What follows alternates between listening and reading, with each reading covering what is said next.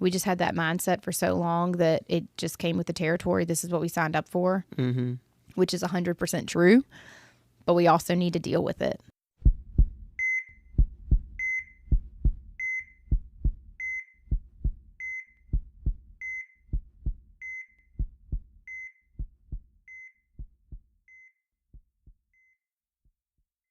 Kick it off. All right. I mean, I can always edit whatever we need to edit out of it. Please do. All right. Welcome to Vitals and Virtues, everybody. Why does it say live? We're not live. We don't do that thing around here. But I'm still your host, Leo Barber. You could probably tell that by my voice. And I have Jade Brankley here today, the one and only, to talk about all kinds of stuff. So I'm going to make this as unpleasant as possible, and I'm just going to have her talk for an hour and a half straight. Wow, I'm excited. Just kidding. I would not do that. Although you guys would probably enjoy that better than me. Better than my voice. Although I probably don't. I don't do well with lectures either. Yeah. I'm better, We're both kind of ramblers. So, yeah. Don't be afraid to speak up too. This will be good. Be as loud. Okay. Am I loud enough? Good? A little. Bring it a little closer to your face. Okay. All right. There we go. Okay. You guys can hear well, all you people in my not live stream. Can everybody hear us? Yeah. You folks in the back. All right, so we're in the Easter season still, which is always fun because Lent takes forever, and I did that Exodus 90, so I don't know, just been enjoying life around here lately. What's new in your world? Nothing really. We're just raising kids, surviving. Yeah, waiting for them to school. We're ready for summer. Yeah, I bet. You get your pool opened up yet? Not yet. It's gonna happen in the next couple weeks, so we usually get through Mother's Day. Then we do it. Yeah, all of the things that you got to deal with. So I've got some notes, like I said, because I told some people that you were coming on. And I mean, you've got a pretty wide range of experience here, so I do. I feel like I do. There were some good questions that came up, and my brother, who shout out to Bucket of Doo-Doo. His real name's Gary. Nobody calls him Gary. We call him Buck, but in honor of my cousin Chip, Bucket of Doo-Doo it is. Although, if I do that, I have to say that my nickname was Wee Wee. So wow, Leo. Yeah, I did that. I couldn't just just throw him under the bus with that. I mean, yeah, I guess I could have, but it felt appropriate to get both of our nicknames. But anyways, that's shenanigans. So talking about healing the healer today, more or less. Jade, you before we get into it, like why should anybody value your opinion on don't make that face. We're not on like video, so people can't see you like squirm at this. But what you have OB experience, ER experience, you are a nurse educator of sorts. Yes. But they don't want to hear me say those things. So where'd you get started with your nursing career? Let's go with that. Okay. So I think I was called, and some people think that term is woo-woo and silly, but I do feel like I was called to nursing. Like, did you hear a booming voice? In a way. It just kept reappearing in my life that that's what I needed to do. So, went into it. For the veterans. Oh, yeah, for sure. Oh, goodness. Sorry. If anything's going to happen in your life, it's going to happen during nursing school. Anything stressful. You know. Had a super stressful time the first semester of nursing school. Where'd you go? I went to Southside Virginia Community College, which is where I'm a nurse educator now. Hot diggity. So kind of full circle there. So I went through their program, and I highly recommend anybody that is looking to get into school, whether it's nursing or something else. Nothing's wrong with community college. I think that's the way to go. Save your money.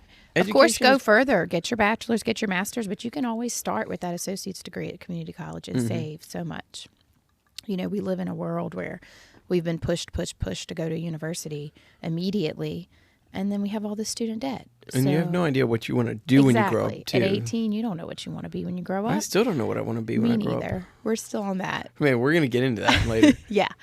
So I just felt kind of called to nursing. I started in the ER as a tech through nursing school. ER was definitely my jam. Loved it. Still have a love for it. It made me such a well-rounded nurse. I saw anything from newborn babies to 96-year-old people. So I do think it makes you more well-rounded. I did need a break from the ER, which I think we all kind of go through that phase. Yeah. Said I would never do labor and delivery. And the manager at my local hospital was like, come just try it. So I did. It wasn't an instant love. How long did it take for you to like fall in love with that? And would I say I'm still in love with it now? There's parts of it I love. Yeah. There are parts of it I love. But it did take a while, like a year or so, because I felt like it was just so different. Still adrenaline, still critical care, which people don't really realize that side of it. But it was just such a different world. Yeah, in like good ways. If you come into the ER and people are like, I think I'm gonna like pass, like something is about to come out of me. Yeah. Like the ER nurse wants you to be like, I hope it's snakes. Yeah. And, instead of a baby. Yeah, it's ER nurses are retarded. So probably can't say that word. Yeah, edit that out. I won't. It's gonna be in there. So, you can say it if you are one, right? Leo, you're not. I meant ER nurse. Gosh. Oh. Stop it.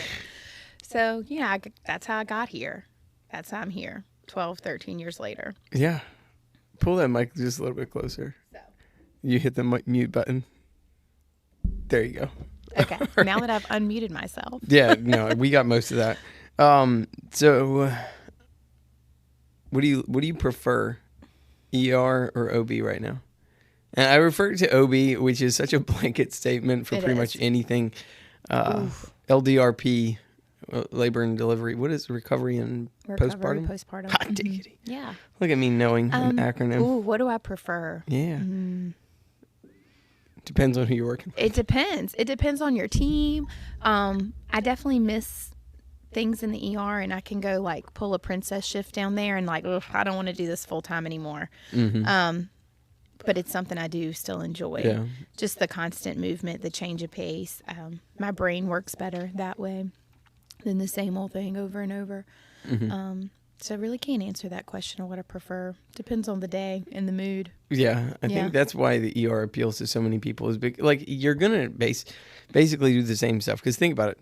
I mean, I'm sure somebody's seen the meme. It's like new grad nurses like, I don't ever want to take care of old people or psych patients or kids or like literally every single specialty. They're like, I don't ever want to do that. And then they're like, I'm going to go into the ER. Joke's on you. Yeah. You have to take care of all of those. You're going to see them all. And I do think that makes a person well-rounded. Yeah. And I think it's good. Our rural ERs kind of, you can get a bad rap, but you really grow as a nurse in a rural small ER because you don't have a team for everything. You are the team for everything. You are the team. Yeah. You are the IV team. You are the trauma team.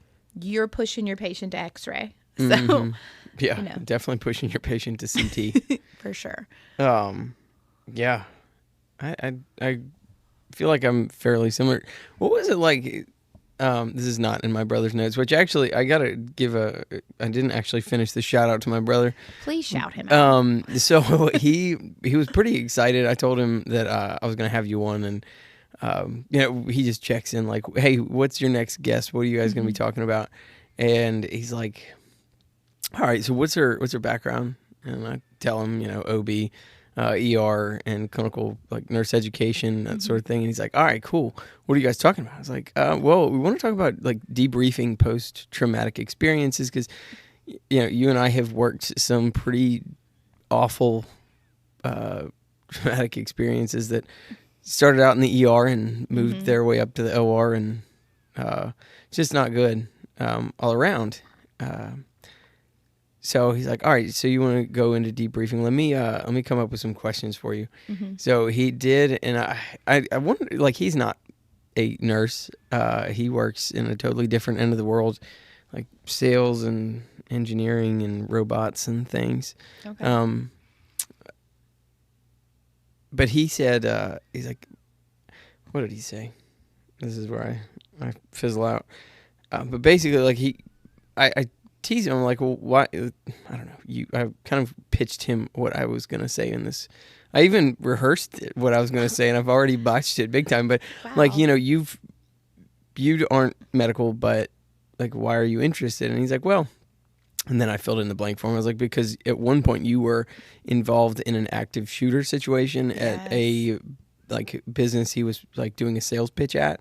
Okay. And apparently, full, little sidebar, or this is a big important thing. He was not the active shooter. He was there. Thanks for clarifying. Yeah, I had to clarify.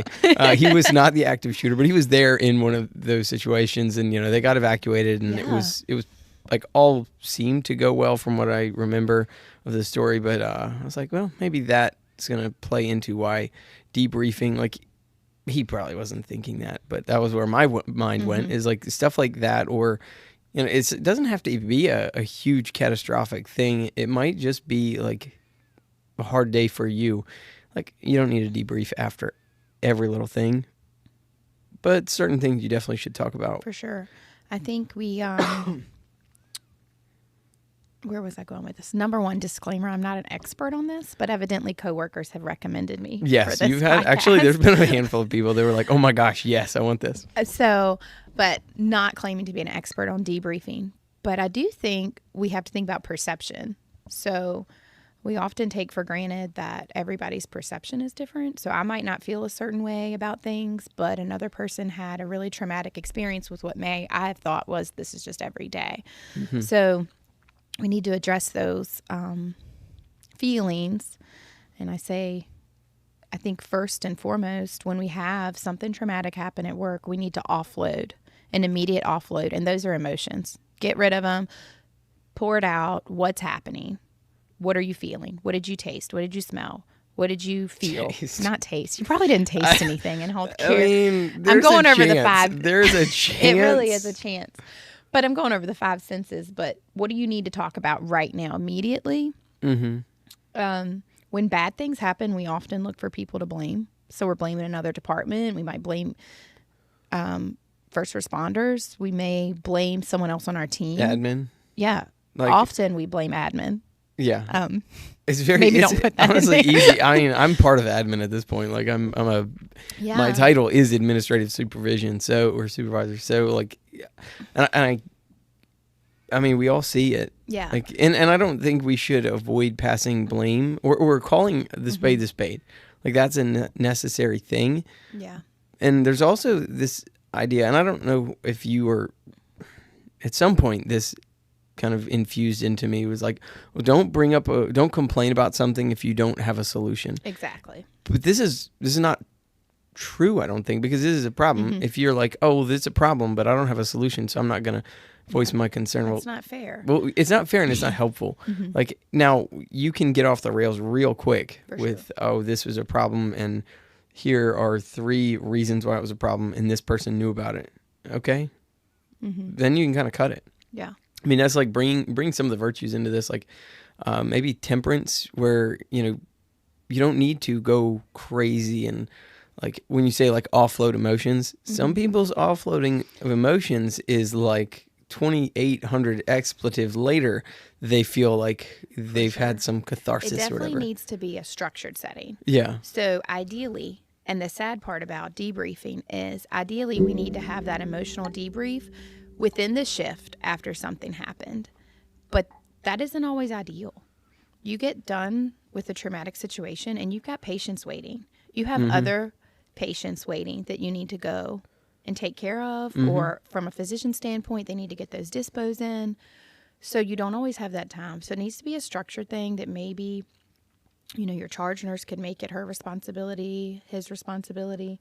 Look at you being inclusive. I was trying. And just say, hey, we're meeting in the break room at 10:20, and then it needs to be structured. Jade has all the drinks. Yeah, 5 minutes. Just, what are you feeling right now? Anything we need to talk about? And that's kind of the emotional let loose. And then we can address, what did we do well? What could we have done better? Because we want to improve patient outcomes moving forward. Yeah. So initially get that emotional offloaded. But like you said, you've got to keep that structure, because some people's emotions get out of hand. Yeah. You know? 'Cause I always like, but kind of like how to tie in sort of like the virtuous life into all these things, which I think is like super necessary. Like I said, you can't have these, well, like just having the structure in place, like that is I don't know, probably a sub virtue of temperance or judgment, like knowing the right thing to do at the right time. Prudence, for sure. Prudence is like the quote is the charioteer of all virtues. So the wrong time, there's a wrong time to try to have a debrief. Like there is. If emotions are still high, you are going to have a very, like, somebody might be to blame for a certain thing. And if you try to hit that, like, hey, we're going to do this before we leave this shift, before everybody is simmered down, because like you and I, we might be cooled off after like 3 minutes. For sure. Somebody else, it might be 3 hours or 3 days. So there's got to be a sweet spot in that. I don't know if you have a experience of what that sweet spot is, or what. What I've researched is you need to have that initial, like, whew. So I had a bad outcome, I don't know, within the last few months. And after it was done, I just shut the doors to the trauma bay and just looked at the other nurses standing around me and said, okay, we got 3 minutes. Take a minute. Say what you need to say. Take a breath. If you need tears, let's have the tears. And then we move on, because we do have other patients to take care of. Then we actually sit down and have like a safe space to debrief about it.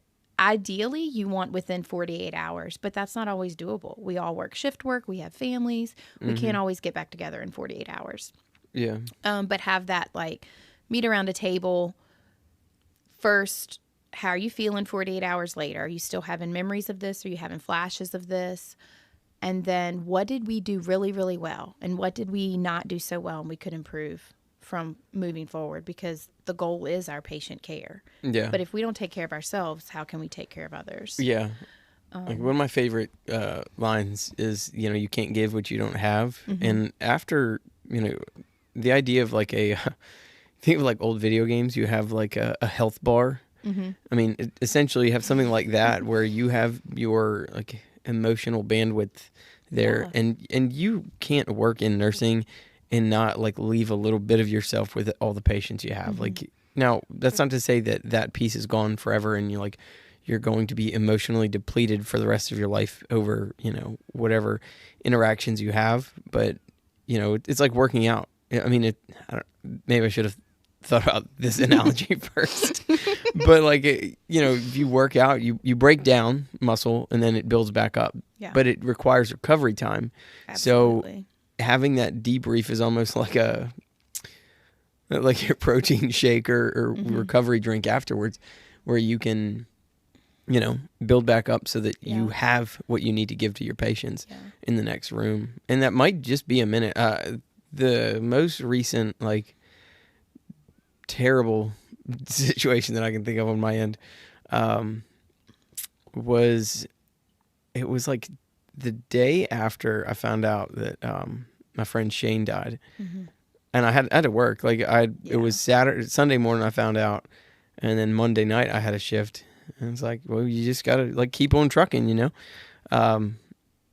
and we had a C-section, like stat section that was like a true stat, splash and go deal, that did not end well. And, you no matter how good you are at your job, like, you're always going to end up with some like tragedy. And so after that, going and delivering news to the family with the doc, and just like taking that like 3 minutes and crying in a stairwell, like, no joke. This is how it, like, I just needed to, it's almost like it's a very practical or like pragmatic way to deal with things. It's like, I know that if I just let out some like salt water from my eyeballs at this point, I'll feel better. Like I've got to do this because I still have 9 hours of a shift, and who knows what else is going to come through the door. I don't know. That was a bit tangential, but having that like space where you can recharge at the expense of, ugly crying somewhere. I think everyone's different. I know one of the last traumatic things you and I actually had together, I get back to the nurse's station and everybody's like, what can we do? What can we do to me? And I was like, I'm okay. I wasn't okay, but I just couldn't address it right then. And kind of looked at you like, I'll call you on the ride home. Yeah. We'll just off the record debrief this on our ride home. Because everyone's different, and maybe there's times I've felt guilt for not immediately having those tears. I'm like, what's wrong with me? Right. I'm not crying over this. I feel my heart shattering, but I'm not crying or shedding tears over this. Yeah. So I think it's just my way of coping, and then I will shed tears about it eventually. And not just traumatic events. There are also things we deal with socially that just stay with us forever. Yeah. You see so many families in terrible situations, and kids having to be taken away, and that just, I think everything kind of weighs on you. But those situations will really weigh on me because those humans are still here, alive, dealing, and we don't know what's happening. Yeah. We don't see them past that initial, potentially being taken away from their mom and dad for good reason. Yeah. But then we're like, what's going on with that kid? And you think about them years later. There's situations I've seen where I think about years later, like, what's that child doing now? Yeah. So. Well, and there's also in that's time and space. Like you also don't. I think I remember the occasion that we're thinking of where everybody is like, "Hey, what can I do to help you?" And having a debrief with people who weren't involved in the experience, it's like even if they've been involved in those experiences in the past, it's not the same as if they were there right next to you when you were dealing with whatever this emotional burden like that's just weighing you down is. Now, there are occasions where it is super helpful to have this is support groups kind of in general. Someone who's been there before, so to speak. But in the moment or immediately after the fact, it's not all that. Because that's where those emotions weigh in, those immediate emotions where I'm looking at them like, you weren't there. Yeah, yeah. Stop asking me questions. Yeah, right. I don't want to talk about this yet. I need to, I do think that safe space with your team members that were there with you is really important because they've been through it as well. And then moving forward after that emotional offload, what did you do that you felt, and it's got to be safe because you might be reflecting and say, I really should have done this sooner. Yeah. And then I could say to you, you know what? It wouldn't have made a difference. You did your best. Yeah, but if you were in that moment and I hear you say this, somebody might not necessarily exhibit the virtues of prudence and temperance and snap back like something unkind. For sure. And that uncharitable statement in that moment. So that cool off period, and like you said, it's going to be different for everybody. I don't know. What I see a lot in healthcare, and been guilty of this myself, is, we signed up for this job. So, we're not allowed to feel anything, or we're not allowed to be upset. I see a lot of that in people, and maybe it's not a confessed thought from healthcare providers, but I see this a lot in people who are not healthcare, who see nurses or doctors have emotions. And then they because it's on the other end of the spectrum. Once we had a busy, crowded waiting room and a couple patients who were shouting and cussing that they were upset that they hadn't been seen yet. Yeah. And the doctor was in the process of doing legit procedures, back to back on very sick patients. One was intubating somebody who I don't remember what exactly the deal was. It might have been like epiglottitis.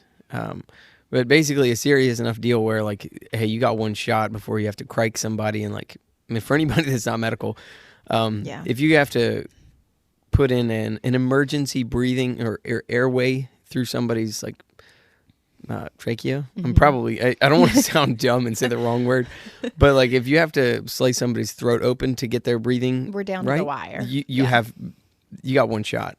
Yeah. Like Eminem would tell you, you got one shot. Yeah. All those virtues from Eminem. I know, right? But so this doctor had to go and like snag family members from the waiting room, and a patient in the waiting room started like cussing at one of the staff members in that moment, and he was not having it. He more or less, I don't want to say reprimanded the person for their behavior, but stern words were said, and then the weird space of, well, he's a doctor, he should know how to deal with his emotions. He shouldn't like, and I wouldn't say that he returned like behavior in kind to what that person was doing. He was very professional about it, but he was still looked at as if he had degraded himself to a certain degree by engaging with that person, which I feel like this is just like a lot of words to not communicate much. But basically, the slightest bit of emotions you show as a provider can be looked at by anybody who's not in healthcare and basically like, you idiot, this is your job. You should, if you can't deal with this, get out. It's like, okay, well, who else is going to do the job for one? Exactly. And we all, I mean, we're human. We're human. Yeah, you want your healthcare to be delivered by a robot? Exactly. God built us with emotions. Yeah. So, and on the flip side, I think there's a lot of good that can come about by being able to empathize with your patients and stuff. Because if we had no empathy, we wouldn't have those feelings where we're feeling sympathy for others. So what kind of healthcare provider would we be if we don't have those feelings of care? Yeah. You know, that's what makes us who we are and makes a difference in our patients' lives, is because we do care. Yeah. And I guess people who aren't in it don't understand it. And like I said, I've been so guilty of that mindset before. Like, I signed up for this. I'm sorry, I don't need to deal with this. I signed up for it. Right. But then those things, you know, I think I sent you a quote. I don't remember what it said. You did. I'll pull it up. Yeah, pull that up. But it was just so, it spoke volumes to what we've been doing for years. You ready? Yes. You handled that so well.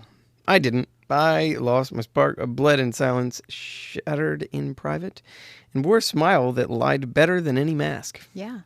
Yeah. It's like, no, I did not handle that well. I did not handle that well. Yeah. And you have to debrief within your team, because this is not something we want to take home to our families. No. I was talking about this with Chris Andrews a while back. It's rare that I do this.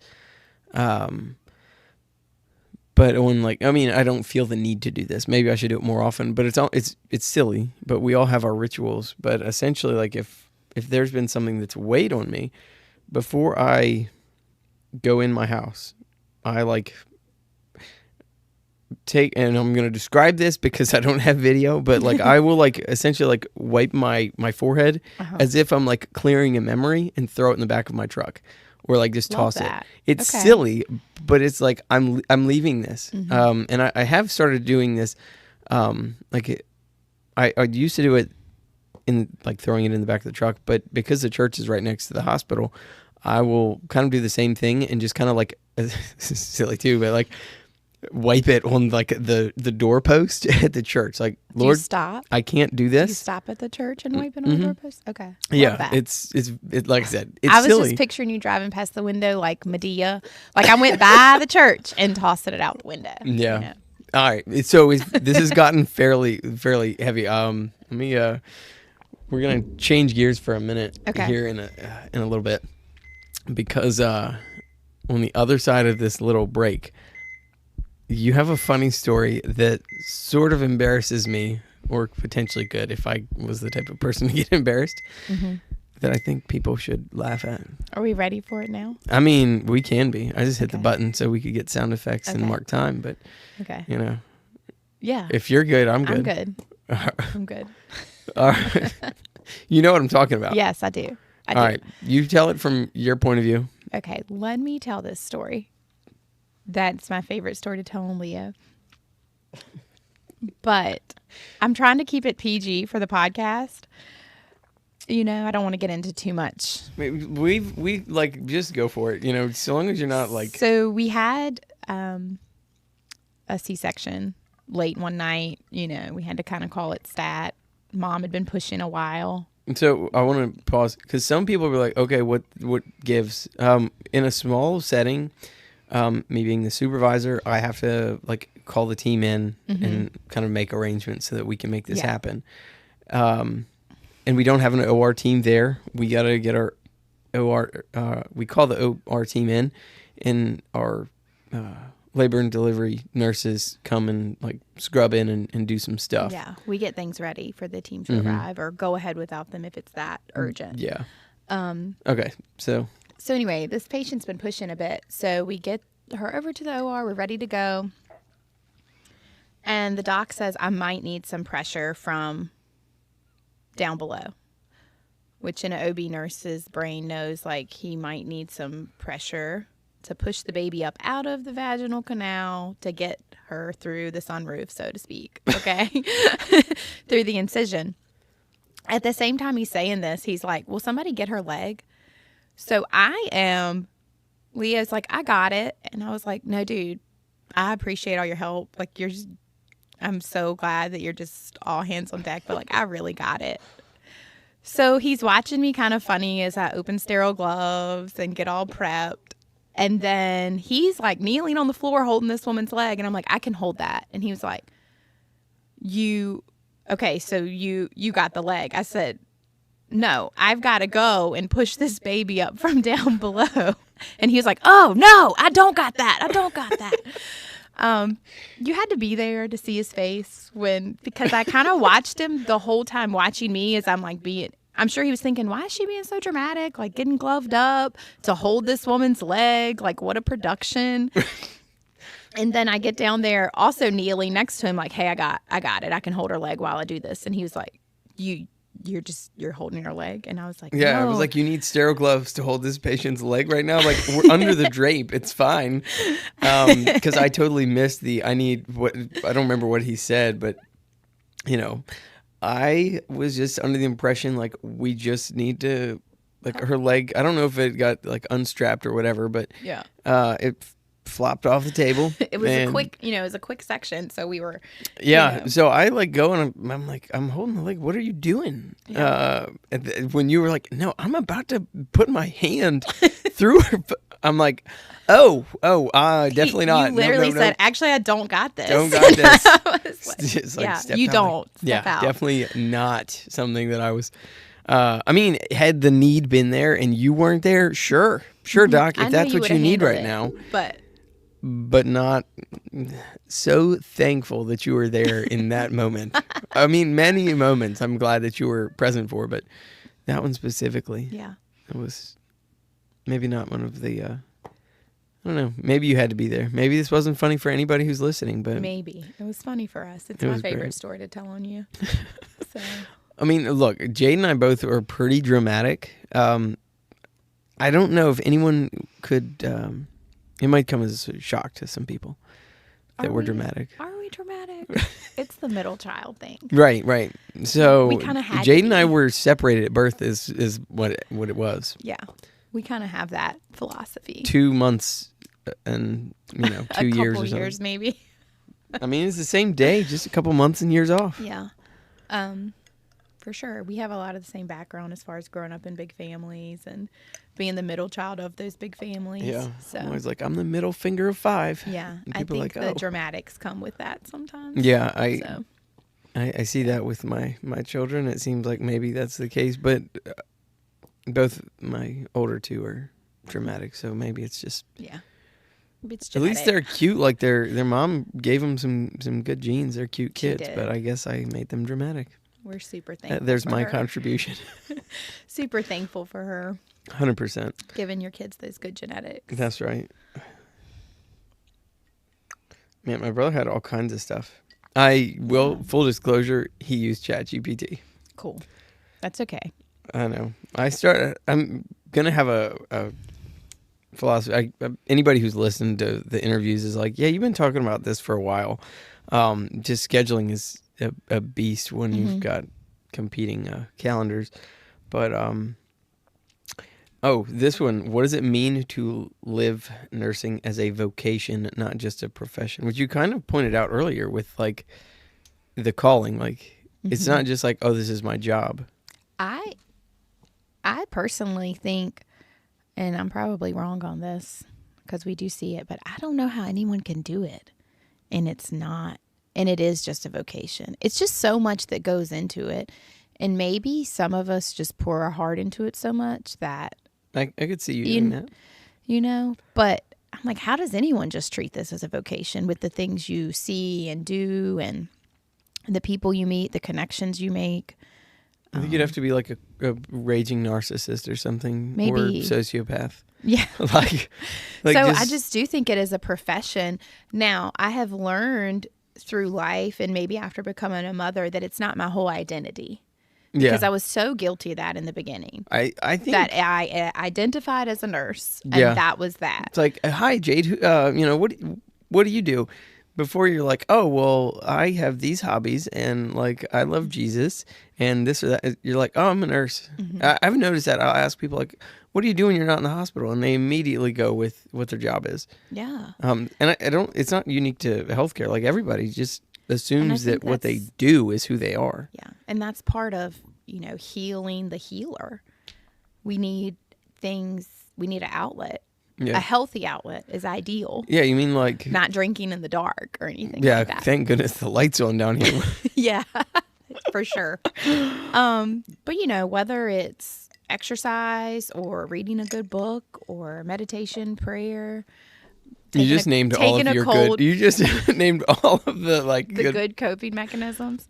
Taking a cold plunge with Leo, Yeah. I've got. If I had cameras, you'd see behind Jade over there is my ice bucket. Yeah. It's like trying to get the ice from the freezer to like bring the temperature down. It's just not as good as like taking the axe and cracking through it in the wintertime. Yeah. Throwing some snow in it. Yeah. Well, it sounds so obnoxious and everything, but it's just so good for my back. Yeah. Like I'm a little man, and I could joke like I tried to compete with James Barr in the gym. Like anybody who knows him, like dude's a competition bodybuilder for years. Like he's like twice my size on a light day, Yeah. And he's solid muscle.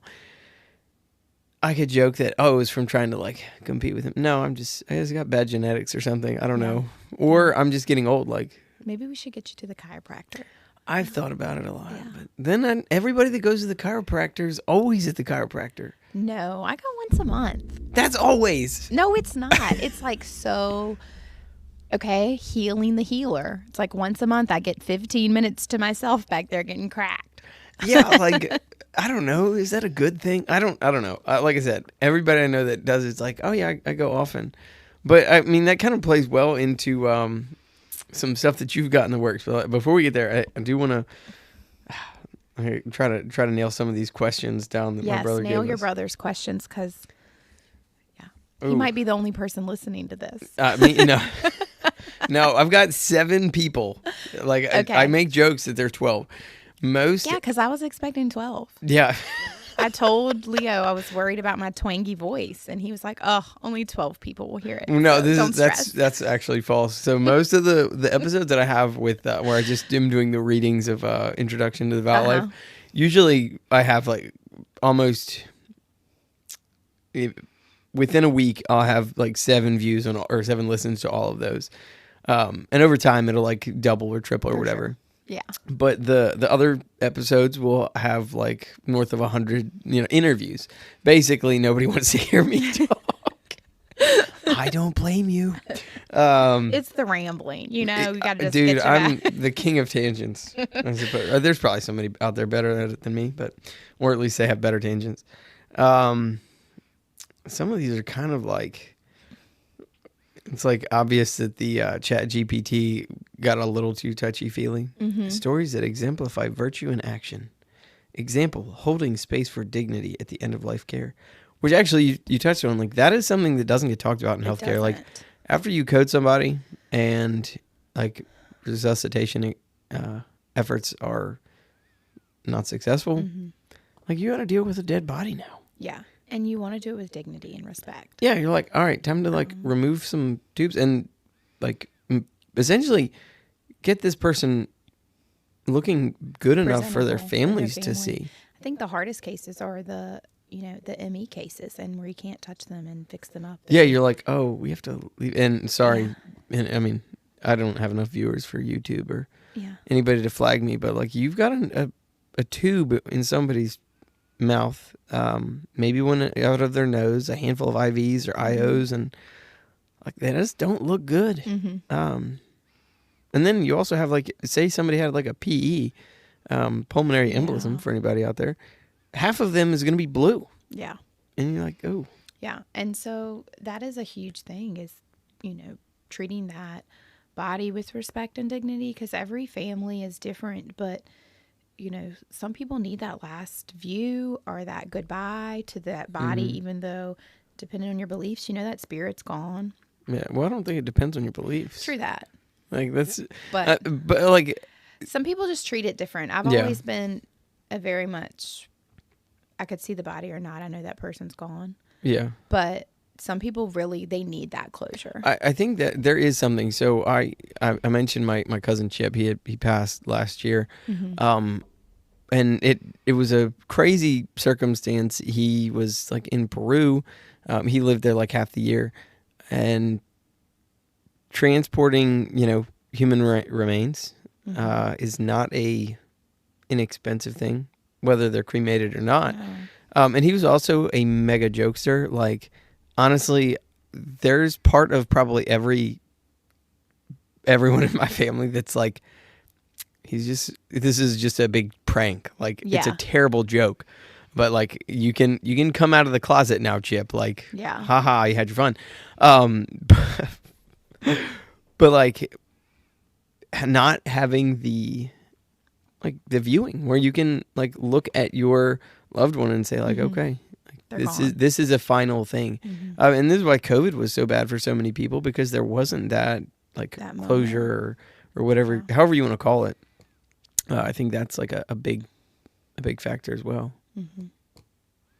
Yeah, that's definitely a moment. And then that circles back to our topic of debrief. After you go through that, whether it's an adult, especially with a child, you need that as a healthcare provider to take a moment and debrief from that, because that's not an easy thing to see. No. I think there are certain cases, I don't know if in your research you stumbled upon this, but in like newer nurses, like you and I've been doing this for over a decade. Like, I feel like farmers insurance, whoever it is, like, we know a thing or two because we've seen a thing or two. So like, not as much is going to bother us. Like, unless it's kind of, because it's hard to go into a shift and separate your personal baggage from work stuff. So like the situation where like I was feeling it a lot the day after, whatever, Shane died, like I had not like kind of separated that out before I came in, and you might not be able to separate out. Like, I don't know if that's healthy to just like compartmentalize things that much. I don't think it's necessarily healthy, but I think it's survival at times. We have to. Yeah, like, because I kind of think like when I clock into work, I'm at work. Like, everything else is irrelevant. It doesn't always work out that way, and kind of like I was saying, where I just kind of like brush my head off and slap it on the door at the church or whatever. Like, I try to do that before I walk into work as well. Like, one of my favorite prayers, I have to look it up, because if I try to do it from memory while I'm recording, I'll mess it up. But no, that's not it. So this is a prayer of St. Francis of Assisi.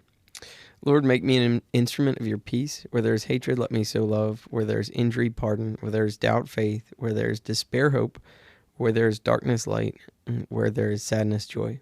A divine master, grant that I may not so much seek to be consoled as to console, to be understood as to understand, to be loved as to love. For it is in giving that we receive, and it is in pardoning that we are pardoned, and it is in dying that we are born again into eternal life.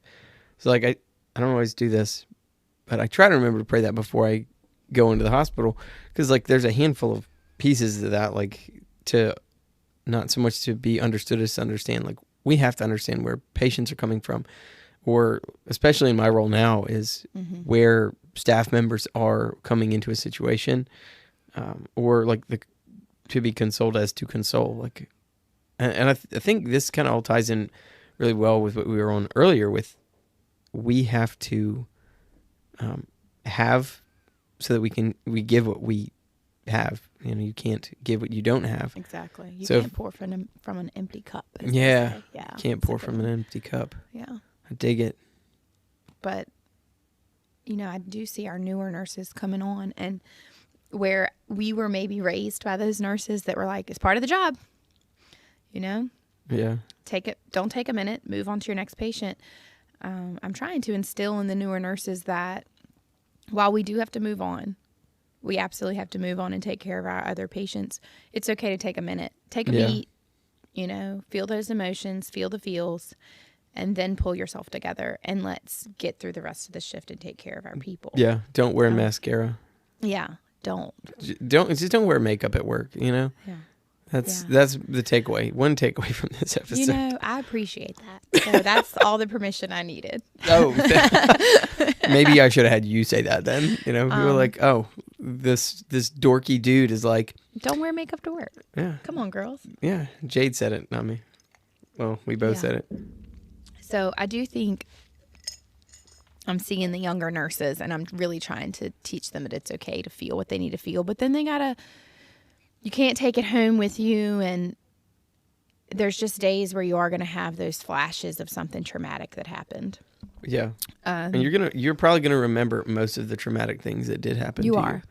You are going to remember them. The goal is just not to let them, you know, consume you, take over your life. You can't bring it home with you, and that's a hard concept. Yeah. So. And so we covered a little bit of these other questions, like when and how to debrief after the traumatic event, best practices, formal versus informal, and peer processing. I think to some degree you got to know your team, which it's getting really hard to know your team. It is. Like, we're in a time in healthcare where it's a lot of turnover. A lot of traveling. And if anybody's out there like going to travel, make sure you have like a good foundation before you go. I know a lot of people who, you know, they get their 2 years experience or maybe even 1 year and they're like, all right, I'm ready. You're probably not. I mean,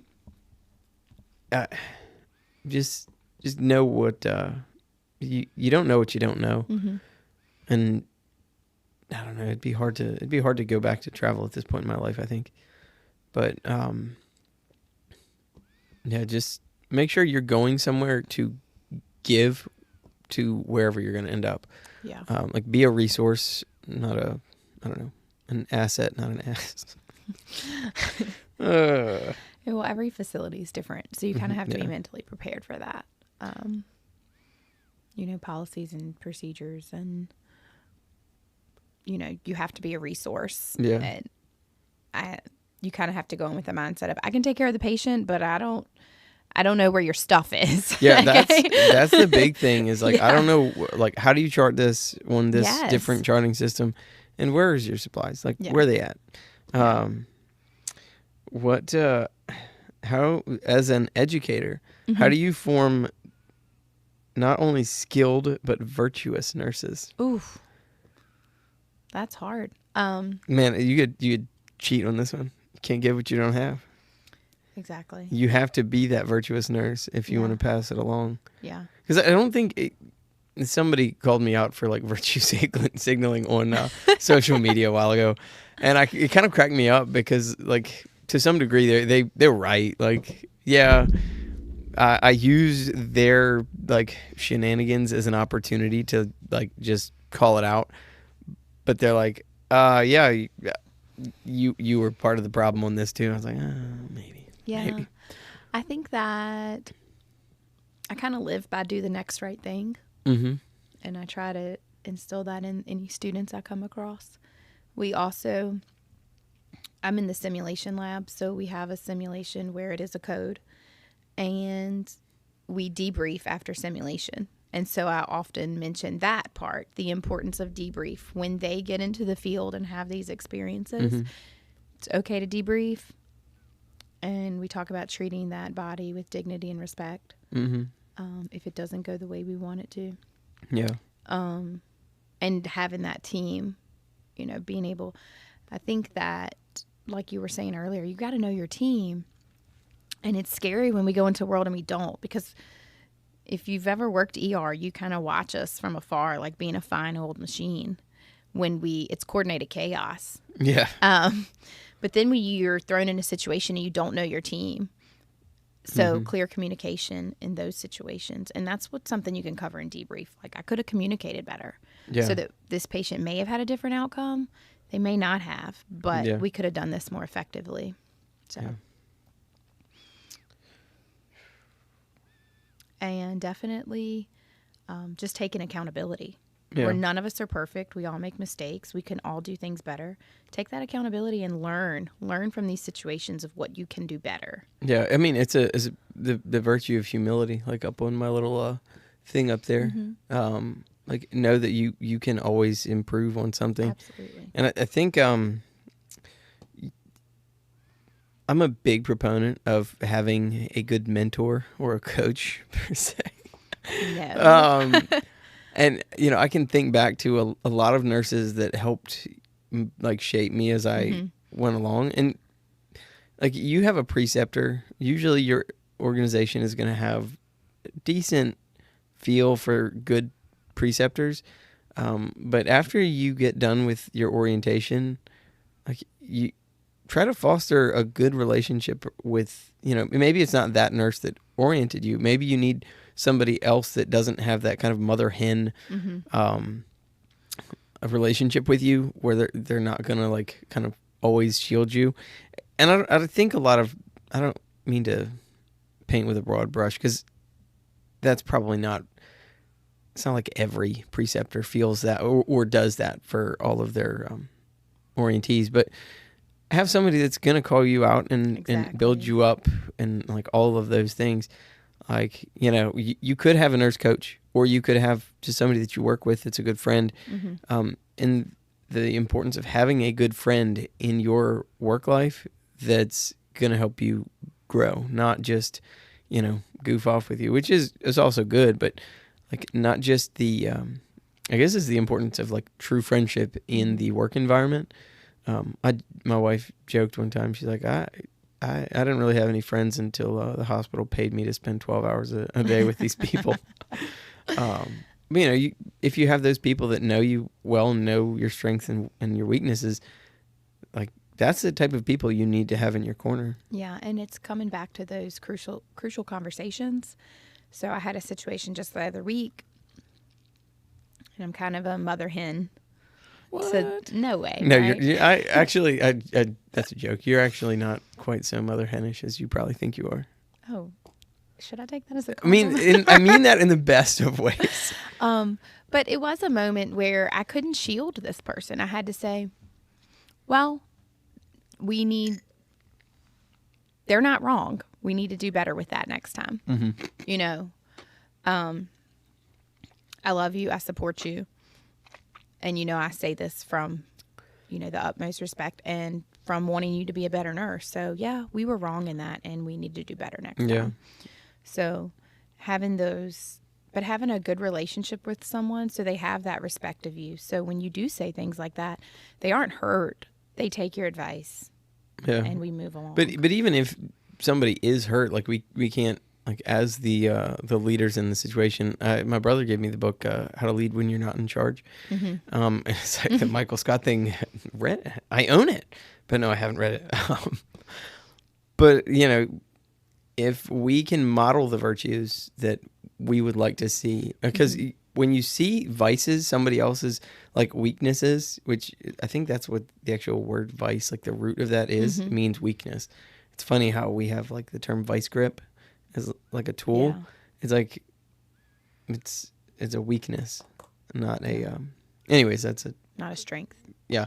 So if we can model the virtues that we want our people to, exemplify, then I don't know. It's like if you want to learn how to do something, teach it. Oh yeah. I mean, you having been the educator for a while, probably sharpened you up on a lot of these different things. I mean, always tell students that I learn something every time I'm with them. Yeah. Whether it's because maybe I it's reflect Allison more. has BO. I don't know. Sorry. No. Sorry, Allison, wherever you are. I learn something every time I teach them, because whether it's me digging deeper so that I can better explain something to them, or they teach me something, I'm a huge believer in learn something with everything that happens in your life, good, bad, in between. Learn something from it. Yeah. I dig it. Yeah. Oh, we have plenty of time left. I haven't heard the kids make a peep. Wow. Anybody who's listening, I'm not going to edit this out. You're just going to hear a whole lot of nothing. I actually have something for you. It's under that rag there. So I told you I had already given you a book. It's the best gift wrap ever. Leo's always given me books. I know. Peace of Soul. That is my favorite book. I think I have some notes in there. I'm not like a note taker, but I keep little like Post-it notes in books and just write my favorite quotes in there. Do you want me to read your Post-it? Oh no, I don't know which ones I've written. I mean, you can Our upset minds that have upset the world. Ooh. Something you have marked. Okay. Oof. Wait, is that something that I have? Because if it was written down, if it's like underlined, I don't underline. I don't make marks in the book. That's well, so this is someone else marked? Someone else marked this. This is a book off Thrift Books. So you're getting like a who knows how many times read this book, but it's at least been put to good use. Okay. But it's one of my favorite books by one of my favorite authors. And my latest son was named after the guy that wrote it. So nice. My Fulton J. Sheen. Mm-hmm. So yeah, you got that, and there's Leo something else in reads there. like 14 books. It's something else where? Yeah, there is. In the blanket? In the little blanket thing. Yeah. Oh, you got you a little rosary. I like this. This is the kid-proof rosaries. I need that in my house. I need them in my house. Charlie will be wearing this to school. I can't wait. It's awesome. Yeah. Yeah. But yeah, I was like, this is why I asked you what your favorite color was the other day. Oh. It's green. It is green. Is this green? Yeah. Oh, it is green. You're colorblind? Well, it looked kind of black in this light. All right, fair point. I don't want to get there yet. My brother he's got so many things here. Ooh, suffering, redemptive suffering, and healing is a spiritual work of mercy. He's really given me some tough ones. I know. I said I wasn't an expert on this. I was recommended. Let me like flip back here. We've already done trauma, how to debrief, best practices. Yeah, so the role of prayer, silence, and the sacramental life in recovery, which let's go with prayer and silence in those moments after the trauma. I'm a big fan of silence. Yeah. Is that just because you don't get a lot of silence like at home with some kids running around? That's exactly why. I think that you often need silence. Sit down. That's my quote that a good friend of mine, we use that. We'll text each other, sit down. Sit down. Sit down. We'll send each other the chair emoji. Sit down. Like that. Be silent. Yeah. And just give yourself time. I'm pretty sure I've mentioned this on this show before. Prayer and silence is the two. You talk about that. I'm gonna look up one of my my favorites here. Yeah. So I think that taking a moment of silence. Ooh, yeah. Oh no, you hit the mute button. I I don't know when that happened. Where did it leave off? I hit my mute button. I don't know where we were worst. because I was trying to look up this thing. I do think we're constantly overstimulated in our jobs, is where I was going. Yes. So it's the role of prayer in silence is important. In this whole. So often my drive home from work is in complete silence so that I can be better when I get home. And my family will tell you, I walk in the door and I'm like, turn that TV down. Yeah. Because I can't, I just need it's so loud all the time. Man, it's so funny that you're this way too, because I will do that. I don't always drive home in silence, like, because my drive is also like kind of the only time I get to catch up with, some friends of mine, or my siblings. It's like, all right, I had like a 20-minute drive home, and if you're not up and like ready to talk at like 7:15 to 7:40, we're not gonna talk. Yeah. Like, and if you're me driving home from night shift, I got to take those stops for a nap. So those drives are super silent, or either windows down with the radio blaring so I can stay awake. But, chewing ice and like wearing out all the enamel in your teeth. Yes. All right, so this is one of my favorite pieces in scripture is, I guess, hold on a second. What is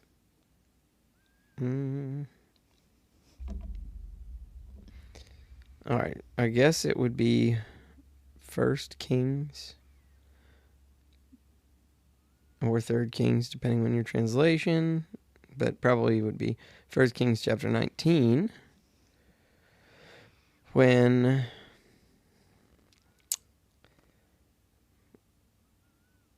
was it Elijah said, this is everybody's favorite part of a podcast, when somebody's Googling something. It's the best. And he said, with zeal that I have been zealous for the Lord God of hosts, for the children of Israel have forsaken thy covenant, have thrown down thy altars, and have slain thy prophets with the sword, and I alone am left, and they seek my life to take it away. And he said to him, this is Elijah talking to, I think an angel of the Lord, maybe. And he said to him, go forth, stand upon the mountain before the Lord, and behold, the Lord passes.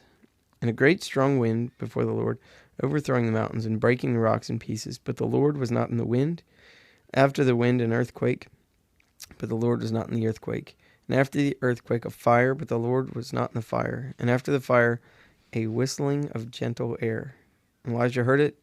He covered his face with his mantle, and coming forth, stood in the entering of the cave. And behold, a voice unto him saying, what dost thou hear, Elijah? And he answered.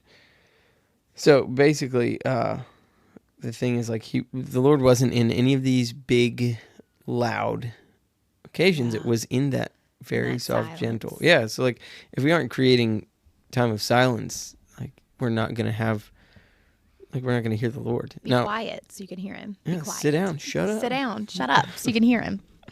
And I think that's kind of necessary after, whatever the trauma thing. Yeah, just take a couple seconds. Yeah. I think you probably already said all that while I was trying to look up what I was. Yeah. One of my favorite pieces of scripture that I can't even remember where it is. You had to Google. I just think of it. I'm the worst quote or paraphraser person ever. Yeah, no judgment here. That's right. So I would so you're not Catholic. So the sacramental life and the piece of recovery, I think the sacramental piece is like, the sacraments, the outward signs of like God's graces, is essentially like, for me, something like confession, or like if I did not handle myself well in these moments, like I need to, say I cussed out somebody on a particular, in some part of the team, I would need to go and confess that, because that was an opportunity where I was wildly uncharitable to my fellow man. And like, when you did this to the least of my brethren, you did it to me. So like, I cussed out Jesus is essentially how that plays out. Those moments of taking accountability. Yeah. And like, I don't have the best awareness. So sometimes, and I have, this actually was, something Kim had said, it tied in really well. A friend of mine, Jade Brankley, he had come on a couple months ago. But he was the one that kind of called me out for using like foul language, years ago. And between that and like the divine providence, I ended up reading the piece where the Pharisees kind of call out Jesus' disciples for not like they're eating with unclean hands, and he's like, it's not what goes into the mouth that defiles the man, but what comes forth from it. And I was like, oh man, okay, so prophet was onto something with this. Like, I don't know, maybe there's an appropriate time where like cussing it can be funny. Like, Yeah. Maybe it has a place, but I haven't found the right place for it. Mm-hmm. And I tend to, like, if I say I did use it where it was like, oh, this is a funny joke. Well, I've now practiced using that word, and I'm going to end up using it again in the not right place. And then I'm going to have to, like, go to confession and be like, look, forgive me, Father, for I've sinned. It's been a week since my last confession. And I cussed a dude out. Like, yeah. And I mean, I'm so guilty of this. And healthcare is so guilty of this. Dude, we're worst. Terrible. So I was in the Marine Corps Reserve for a while. Sometimes it seems like nurses are way more raunchy than Marines. Sometimes. And it's probably an unhealthy coping mechanism. Probably just that dark humor and like I don't know. I had Sometimes a kid ask it has me once. A student? No, an just actual like a child, teenager. Okay. Was like, there's no cuss words in the Bible, so why are they saying like who made these bad words? Who made them bad words? Fair point. And so I'm standing there stunned, like, what is the best advice to give this young man? Yeah. And I was like, well, if you're using them in any way to hurt another person, mm-hmm. if you're using them in a way that would not be pleasing to God, mm-hmm. And know your audience, don't go to a job interview dropping F-bombs. So I'm the best mother for the job.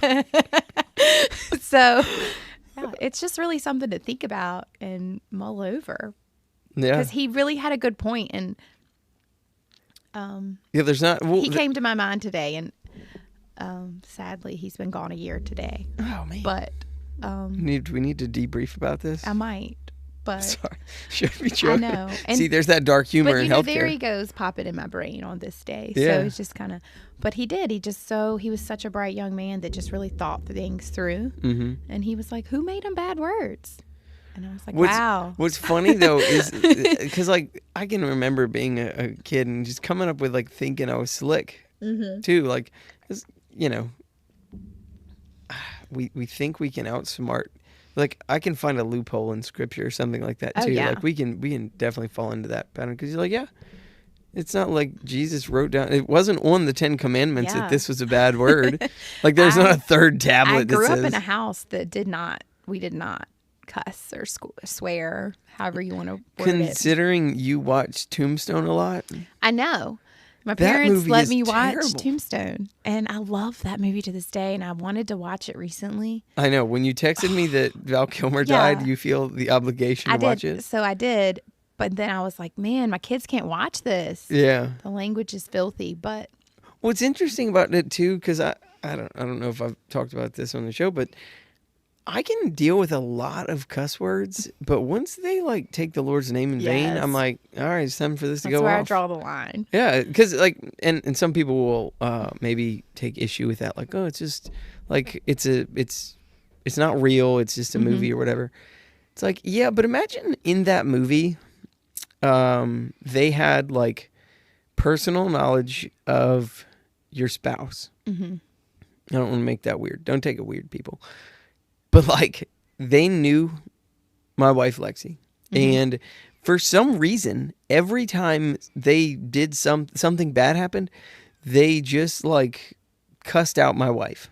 Yeah. Am I gonna? And I knew that they knew that this was the thing. Would I allow that? No. Yeah. And you know, if prudence is right judgment and action, then the action in watching some movie like this where they constantly such a good movie. Can we get a PG version? Right, like what is it? What is the edited? Angel Vid or something? Yeah, it's probably maybe it's got it. Yeah, but yeah, just like cut that out because like I was talking to Nate down in the ER. Shout out Nate. some of the best movies in like the world, the most awarded movies ever. Like The Lord of the Rings is one of those movies, and there's no cussing in it. Yeah. You're not wrong. There's no like awkward romance scenes. It's like the cleanest movie ever. I think I'm having a flashback to when we first bonded. Yeah. And it might have been. Do share this. I do think you said a quote like, isn't that a daisy or something? You're Daisy if you do. Yes. And I think I said, I'll be your huckleberry. Like, like. What's funny about And you were like, I was like, yes, I grew up on Tombstone. What's funny about that is Jared Prophet, who I went to boot camp with, the same thing happened. Yeah. Over that movie, that particular quote. Yeah. He's like, it was probably like a tough IV or something. And you looked at me and was like, you'll be a daisy if you do. And I was like, yeah, found a friend. Nice. Well, even in the pit, you were there. Like, this is one of the Psalms. I couldn't tell you which one, but yeah, God can be found even in the movie Tombstone. Yeah, he can be. Even if it's more than just people taking his name in vain. Yeah. Oh, gracious. All right. Challenges of forming the conscience and character in a secular academic environment. Wow. ChatGPT, don't give my brother credit for this. He came at me with these questions. Yeah, so that is a difficult thing, but I feel like in the rural setting, and you're the one that has to answer this question. I was just trying to help you out. But repeat the question. All right. Challenges of forming consciences and character in a secular academic environment. So like as an educator, you're pretty much, I assume, told for the most part, like you can't quite bring in your church into the halls. And and we're kind of told that in healthcare too. We're not supposed to necessarily bring in our beliefs into the patient room. Yeah. But so I just never deny my own beliefs. And I'm really careful in the classroom not to push them on anyone else. But I never deny them. Yeah. And if it comes up like in debriefing, I'll often bring up, how do we cope? Yeah. And I use my faith to cope with a lot of things I deal with actually everything that comes at me. So I don't hide that. And so I'm like, that's my personal beliefs. I'm not pushing those on anyone else. And if that plants a seed in the student's head that one day they'll pull out and use, Yeah. And I think, you've oriented who knows how many new nurses too in work. What is the only gospel anybody is ever going to read might be you. Yeah. So it all comes back to like, we can't give what we don't have. So if we're not living that life of faith, or a sacramental life where we're living out what God calls us to do, it makes it a lot more challenging to like pass on these good virtues or anything like that, because then you have to use words, and very often in practice you don't have to use words. You just like, and I say you don't have to use words, like you have to engage with people, you have to talk to your patients. I think having that Christ-like, I try to keep that in my head to remain humble, but have those Christ-like attributes. Yeah. So like the long beard and long hair. Yeah. Dang it. No. Why can't I be serious for 2 seconds? But no, like loving others, empathy. Yeah. He loved us all the same. So never am I more deserving of Christ's love than someone we may put down or think the worst of because of their past or history. He loves that person just as much as he loves me. So there's we just had Divine Mercy Sunday last Sunday in the Catholic Church, which is like a feast day from a Saint Faustina who like had these like personal encounters with Christ where he like appeared to her and kind of like talked to her significantly, like a lot. Anyways, there's a quote in the book where he like tells her that those who are like, the greater the sinner, the greater they deserve my infinite mercy. Mm-hmm. So it's like the parable in Scripture where Jesus is telling the people the story of like the two people who owed their master, or the one guy that owed like Yes. 10,000 denarii or whatever, Mm-hmm. like all of the monies, and the master forgives him the debt, and then the other one, like, he didn't. Maybe I'm blending stories. Oh, gracious me! But the other one that guy didn't like respond in kind and being merciful. Mm-hmm. Man, I'm blending the merciful like descriptions. This is bothering me. My own paraphrasing is biting me in the foot here, or tongue. Because I know it is like kind of very backed up in Scripture. Oh, come on, Jade, help me out. I'm trying to figure out I know where you're going with this.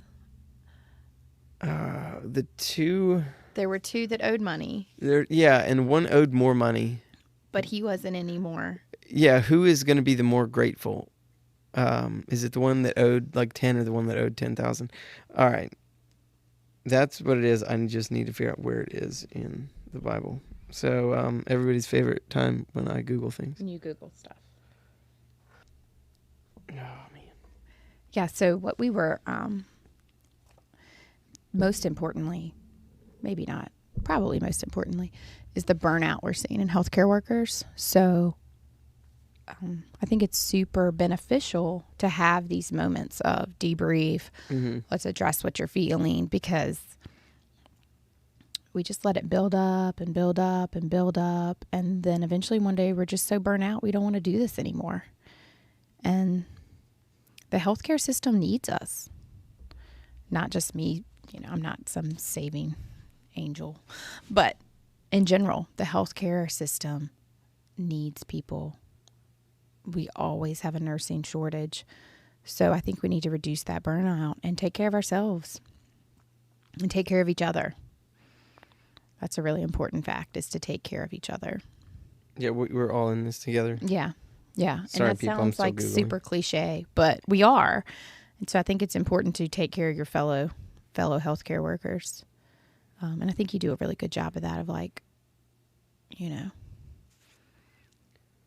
with your healthy lifestyle and your cold plunges and right. Teaching others to take care of themselves. You'll straight up ask these young nurses, like, what's your screen time a day? I cut it back. Have done that. Scrolling's not good for the brain. No, not at all. All right, so I found the passage that I was hoping to find. All right, so Jesus answers. This is the Gospel of Luke, chapter 7, verses 40 through, I don't know. I'll let you know where it ends. Okay. Jesus answering said to him, Simon, I have somewhat to say to thee. But he said, Master, say it. A certain creditor had two debtors. The one owed 500 pence and the other 50. Whereas they had not wherewith to pay, he forgave them both. Which, therefore, of the two loves him most? Simon answering, I suppose that he to whom he forgave most. And he said to him, thou hast judged rightly. And this is, like, with that, like, those who have a greater need of God's mercy mm-hmm. are going to be more thankful when they receive it. Yeah. Same with, like, a patient in the hospital, like somebody who's got just has a minor laceration that needs that sewn up, versus somebody who like has been on 27 different drips to keep them alive, and then they come through it. Yeah, they're gonna be more appreciative because more was given for them. So, all right, I was able to close that train of thought. Good job. 10 minutes later. But no, I do think we see that in healthcare, of the ones who are super appreciative, and it's usually the ones in a greater need. Yeah. Or that just aren't as demanding. They come, you just see that appreciation, which, 700 patients later, you get that one that's super grateful and you change their life and you're like, oh, this is why I do this. Yeah. Well, that is how it is. You have to find the silver lining. I had, when I worked in Lynchburg, like, I don't know, this was, I think, like I was working there, the second year I'd worked there. I got a shout out from a patient my boss sent me the email that they had sent her, and it was super nice. Like Yeah.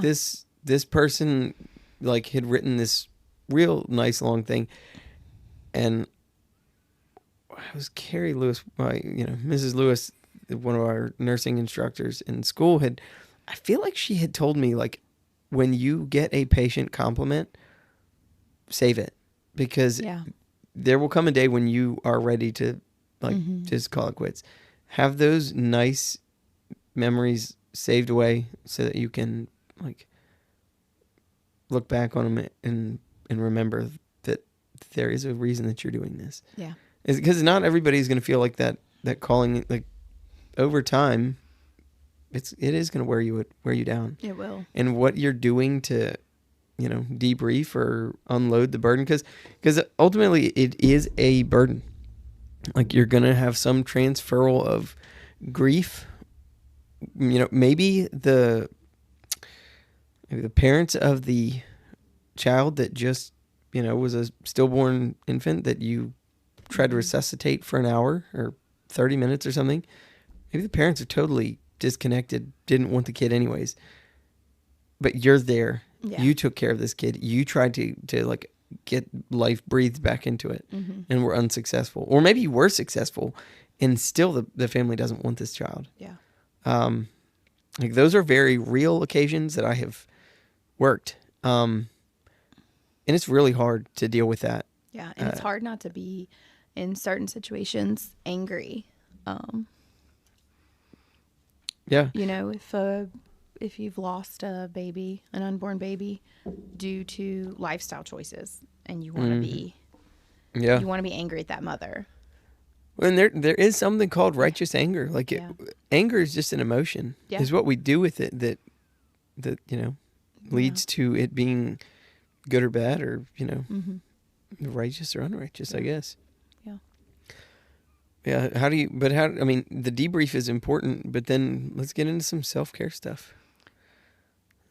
There's a big difference between Starbucks self-care and actual, like good coping. And it's not even like coping. Coping is what you do in the heat of the moment when you need, like, I need to, like, kind of regulate so that I don't spaz or, like, snap at the next person. Yeah, that coping is survival. Yeah. And that's how that's what's triggering our brain anyway, is like fight or flight.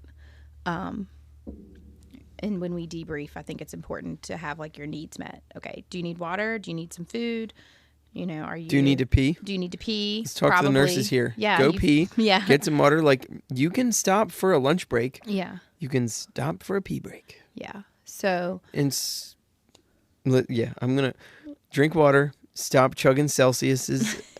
Stop. Like, coffee doesn't count as hydration. Not at all. Energy drinks don't count as hydration. Water is my jam. I know. You don't have your, like, gallon water jug here. I know. I left it in the car. Oh, you didn't want to unbuckle it? I didn't. Didn't want to take it out of the booster seat? Well, I had that, I had that baked spaghetti for you guys, so I didn't want to bring the gallon. Well, thank you for the spaghetti. I'm pretty excited. Yeah, man. Yeah. Yeah, so I do think we've got to, my soapbox is changing gears here, because we see so much in healthcare. We see so much of just chronic illness. Mm-hmm. And I think COVID hit us really hard as a country, because overall we're not healthy people. We're not healthy at all. We've changed our lifestyles to go, go, go, go, go. Mm-hmm. So there's not time to take care of yourself. There's not time to properly feed your family. No. No one's grown a garden anymore. Not everybody has a Jade to deliver you spaghetti. Yeah. So, which is full of cheese, by the way. So. I'm excited. But, as a country as a whole, we're not healthy people. Yeah. And I'm sure there's some great statistics out there that I don't know about that. Same. But I think my soapbox is preventative health, and health education. Yeah. As far as how do you take care of yourself? Let's prevent diabetes. Let's prevent high blood pressure. Yeah. Because people don't know. You don't know what you don't know. So that's why I want to stand up and, like, educate my community. So how are you going to do that? So how do you do that? I have these. I have this idea of brewing. Yeah. Actually, it's becoming very real. Yeah. So my business partner and I, Billy Joe. Shout out to Billy Joe. Shout out to Billy Joe. She's my sit down girl. No, I figured she would be. We send each other the chairs sometimes, but we've kind of we've collaborated, and we're going to start an IV hydration business. Yeah.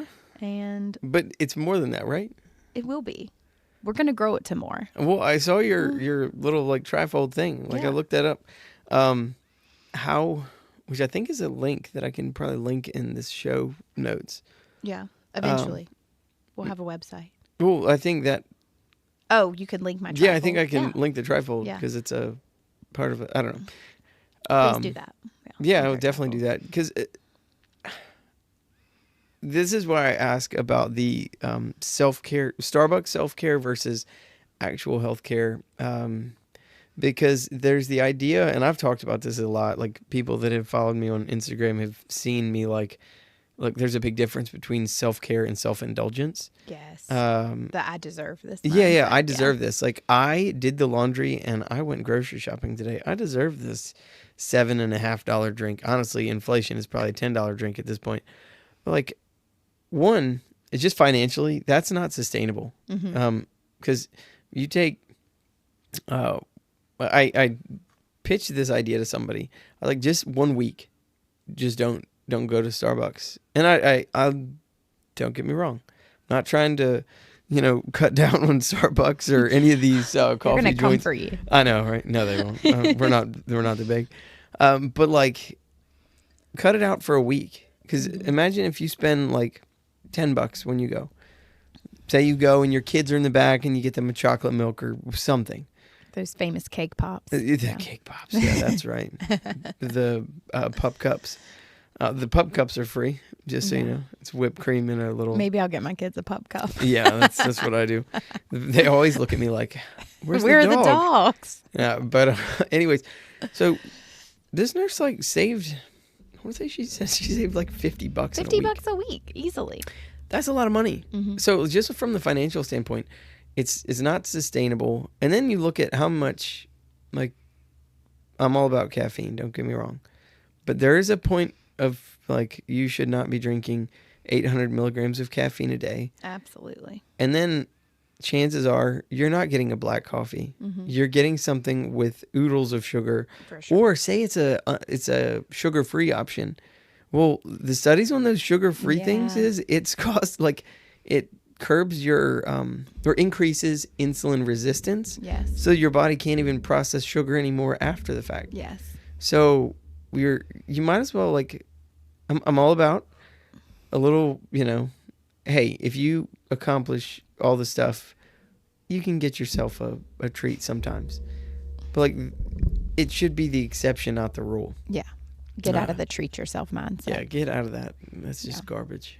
Yeah. Sorry, I hijacked it. That's like one of my soapboxes too, because like it's so prevalent in healthcare. Like, oh, I picked up this shift. I'm gonna, treat myself to this and that, and like we ordered some, food and they way fasted it here.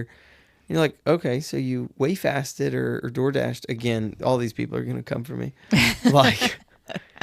You look and it's like, oh, this was $30 to have this food delivered or something, plus, the food itself.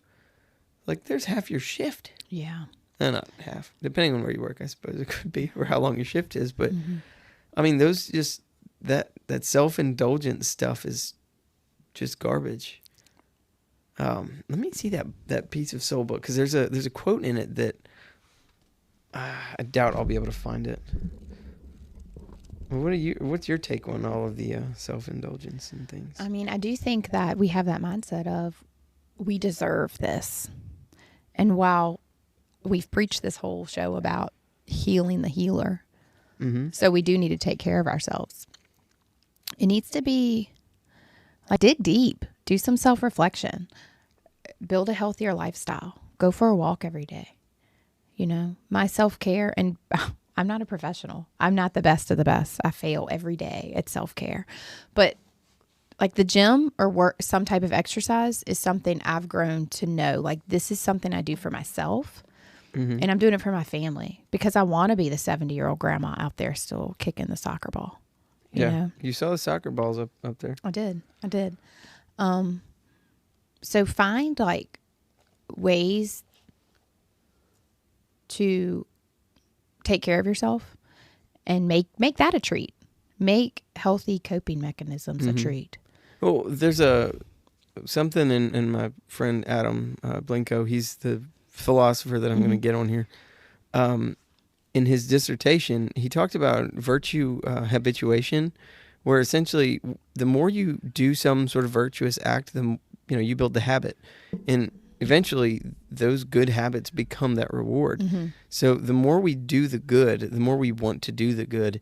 And he might come on here and be like, Leo, you were totally off base with this, but if we can, it's virtue habituation where we're doing that good over and over again, and we ultimately end up desiring that good thing that, I go to the gym because I feel better. It's actually funny that you brought this up, or maybe it's not funny. Maybe it's just expected. But I was thinking about this earlier, a couple weeks ago, months ago. I ended up with what I assume, I was talking to Will Midget on here about healthcare professionals never go to the doctor. Oh, no. I probably need it because we know so many doctors. It's like if I need an antibiotic, I know my docs that I can be like, hey, I need this. I need a sports med guy though. Like that's and an MRI guy. That's what I need. For that back. That's right. Well, so I ended up with bicep tendonitis, and then I tried to keep doing stuff, and ended up getting, you start compensating and doing exercises a different way, and then before you know it, something else hurts. Well, so I was like, I just have to stop exercising because I didn't have, I couldn't lift, I couldn't do anything that I normally do. I would have had to get creative. And honestly, I got lazy. I was like, I'm just going to take time off. Yeah. I'll do I don't know. I was running and that was about it. And then apparently I had compensated enough to where even running became problematic.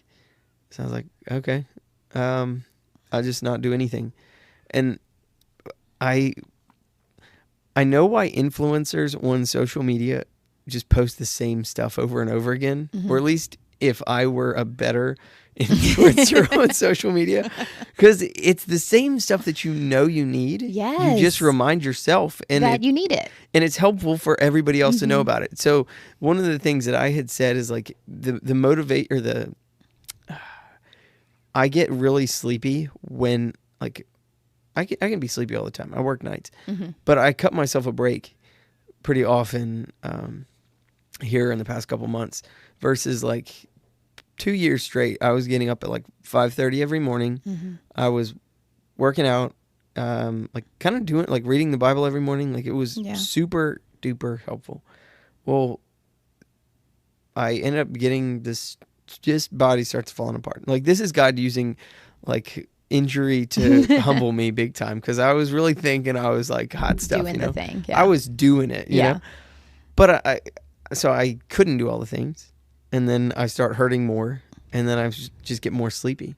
So I just I was like, oh yeah, I have a reel on Instagram right now that I should go back and look at, because the reason you're tired is because you are lazy. It's not oh, I'm tired and lazy all the time. No, laziness perpetuates lethargy. Yes. If you just get up and move and make that a habit, you will have more energy. Move your body every day. Yeah, it doesn't have to be some long dramatic workout. Just walk 20 minutes. As much as Jade and I enjoy long dramatic workouts, it doesn't have to be. Just 20 minutes a day. Go walk for 20 minutes a day. Get sunshine every day. Yeah. That's a rule for me. If I'm feeling any type of way, I know I need to get outside in the sunshine and walk my attitude away. And my kids live by that. I'm like, no. Walk your attitude away. Yes. I'm like, let's go walk. Let's go walk this attitude away. Well, it does work for kids. Hey, you're being crazy. Go outside. Yeah. Burn off that energy. We're the same. Yeah. We are not. We're just taller kids. I mean, I'm not really that much taller, but we're just Me kids. neither. But yeah, I don't. It was so it just smacked me in the face that I basically had forgotten my own advice. Yeah. I'm just looking in the mirror didn't like actually look in the mirror, but so the saying goes, it's like, you clown. Yeah. Just go take your own freaking medicine. And like, here I am, and I'm feeling better about, stuff because I started doing the ice bath. Honestly, I think took a lot of the edge off of just aches and pains to where I didn't feel a lot of those, just angry joints. But I don't know. Yeah. I couldn't find the quote that I wanted. All right, a few more things before we wrap it up. Okay. So, tips for sustaining virtue under like the stress of all of the stuff we've kind of been talking about. Okay. What I have found, I'll see how this hits you. The daily examination of conscience. Mm-hmm. So I know, like, if people have followed along with the episodes, that gets, like, St. Francis de Sales talks about the daily examination. And then in the, like, Ignatian spiritual exercises, it talks about doing them twice throughout the day. So one in the middle of your shift where you can kind of just march your, take like 5 minutes or less and look at what you've done today. Where have you responded well to, like, God's graces, and where you have fallen short of them. And then make some resolutions like, okay, I'm not going to fall into this trap of gossiping or, cussing or whatever. Because if you hang out with people who have bad language, it's real easy to start letting it slip. So I really dig the, like, examination of conscience. I do that once a shift, and then I try to do it, like, before I go to bed as well. Do you have something like that? Yeah. I guess I do, but didn't even know I had it until you put it into words, Yeah. So driving in, I always kind of self-reflect, examine, pray over the patients I'm going to see throughout that shift. And then the drive home, I very much reflect. What did I do well? What could I have responded better to? Did I say something out of the way to so-and-so? Do I need to reach out to that person and take accountability? Yeah. Be like, hey, sorry, I was a total tool. Yeah, and it's not like... You probably don't say things where you would have to reply with that, but... No, I don't. I mean, I feel like I'm usually pretty good. Now, my family would say different. So would mine. Yeah. So, but yeah, just kind of that... I've grown, and I use this word so much, and I've used it so much this last hour, but like self-reflection, like reflect on yourself, take accountability for your actions. How can we get better as a human? Yeah. What do we need to do to be more Christ-like? And it might be that shutting down gossip on the unit. It might be watching what we say. Yeah. To set a better example for others. It is really hard to shut down gossip on a unit. Like Yes. It's easier for me to just walk away. Yeah. But being a supervisor, I can do that. If you work on a unit, you might not have that opportunity to just like, all right, peace out. Like, you could be like, oh, I've got to go pee. Yeah. Like, you could come up with something, but ultimately, like, I think I've found where it's easier if you just kind of just live out your faith. Like, people do respect it. Like, it's super, like, refreshing when you see somebody like, yeah, I'm not gonna do that. Like, I mentioned Kim earlier. Yeah. The not using bad language, like, that's contagious. It is so contagious. So I don't know. I think that, I mean, you're all about community too, but yeah, we're gonna hold that punch to the end. Okay. Let's see. We've kind of tugged on the navigating burnout and through like the spiritual lens as well. It's just like you've got to spend time in the day praying. Like, this can be the title of this episode. Like, you can't give what you don't have. Exactly. Like, we can't pour from an empty cup. I mean, so, and I think it's all in so learn how to fill your cup. Yeah. What do we need to fill it with so that we can give better? And a lot of time that's just not that standard treat yourself. Yeah. That's truly like digging deep, morning meditation and prayer, reading your Bible, self-reflection. Yeah. Taking those sunshiny walks, those are the things, probably not the Starbucks coffee. I'm not, hating on anybody who stops and gets themselves a treat from Starbucks. Yeah. But, those. There's no way I could say that and people would believe it at this point. Yeah. The number of times I've just trash talked. But you got to dig. I've just learned through the years that I want deep friendships. I want real like, no, I want to know. I'm not I'm not a surface person. No, tell me why you are the way you are. I want to know all the things. Like, what's going on? Tell me your traumas, just trauma dump. Yeah, let's hear it. Yeah. Yeah, fostering good friendships and like that good community. That you can call and trauma dump when you need to, because we're all trauma bonded up in healthcare at this point. If you work through COVID, especially, like you're like, you could, any story you've got, somebody else has one pretty similar to it. Yeah. But how do you form those like trauma bonds? Like just work with somebody long enough. Yeah. Let's see. Oh, gracious me. I think I might have to. We've covered most of them, Buck. We've covered most of them. Thanks, Buck, for your contributions. I know. If you hadn't done this, I would have just had meaningful conversation without looking at my phone.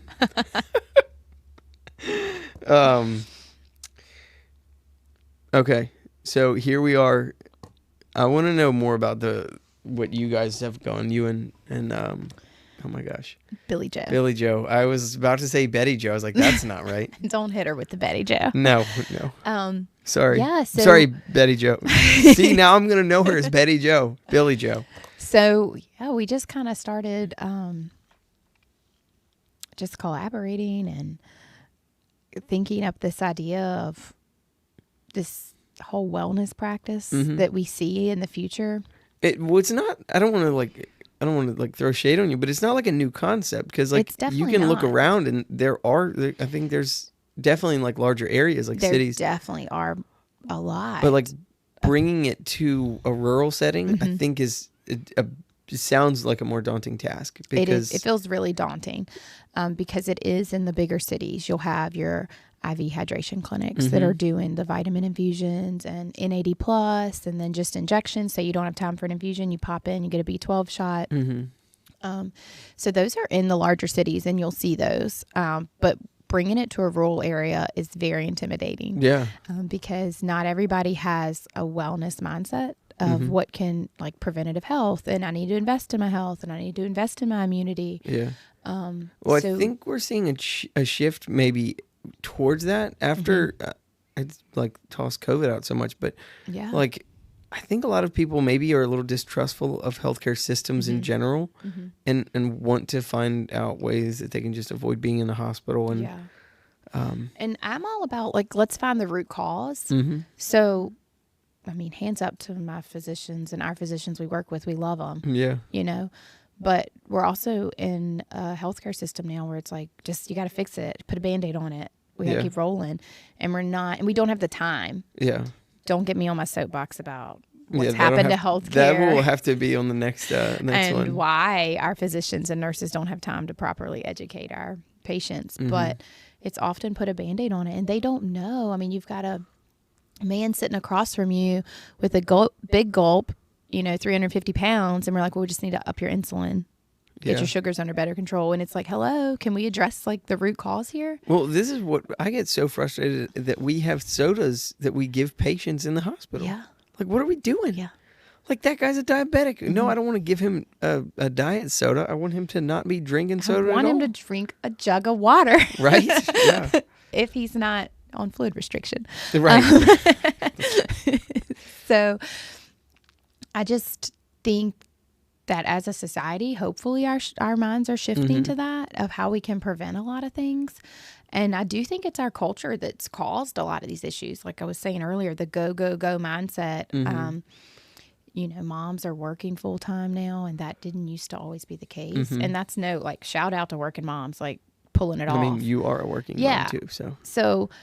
But I do think let's throw one little disclaimer on that.